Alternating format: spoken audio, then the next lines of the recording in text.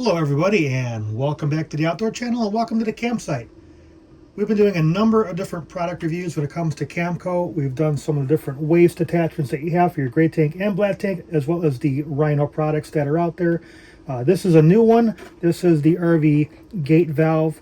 Basically has a little bit of an extension here that's clear, so you can see what's coming through and see if it's full before you have the built-in valve that will give you a third valve between your gray tank, black tank, and your sewer line. And we're going to go ahead and check this out, see if it's worth getting, and see if it's better than what I currently have on my setup. That's all coming up next. Stay tuned.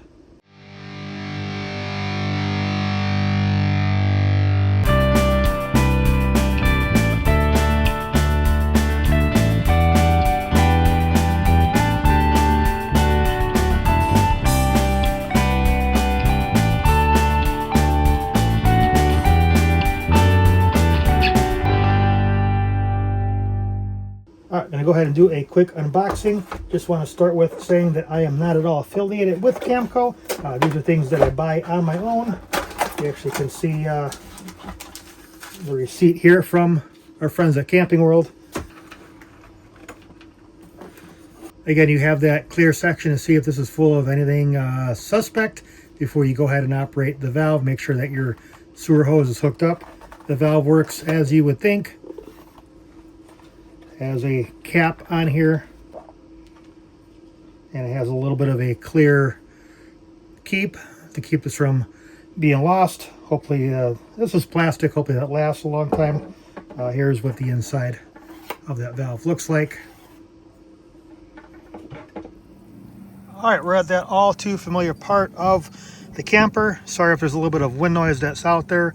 I have the Rhino blaster we did last time. I have kind of the Amazon gate valve, and it's okay, but as you can see, it moves around a lot on me. I don't like it, and I can't tell if there's anything between my port here and the valve because it's just all one piece. And honestly, it's three pieces because I have my dump here, I have this piece, and if I have a cap, I have a third piece. They're all separate. When we get to this, it's all going to be one piece. Of course, I'll be able to see if I have anything in there, and it's all kind of built into one. Let's go ahead and try that out.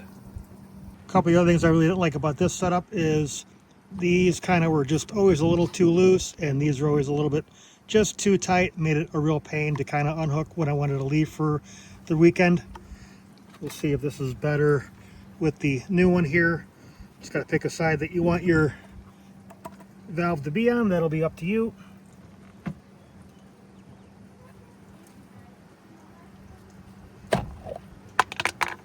Everything works kind of nice and easy there. All right, let's give that black tank a pull.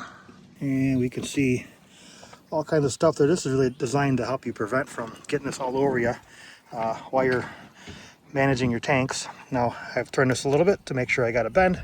Take my P-trap out. Let's go ahead and drain it.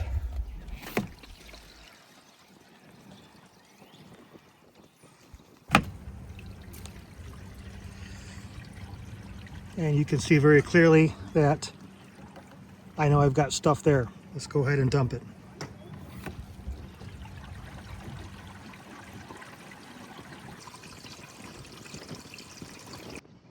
All right, so we're all packed up and ready to go. The next part of the test is to see how all this sits on here for our hour drive home. Hopefully I'm not littering on the side of the highway. Hopefully it stays put. We'll find out here in a second.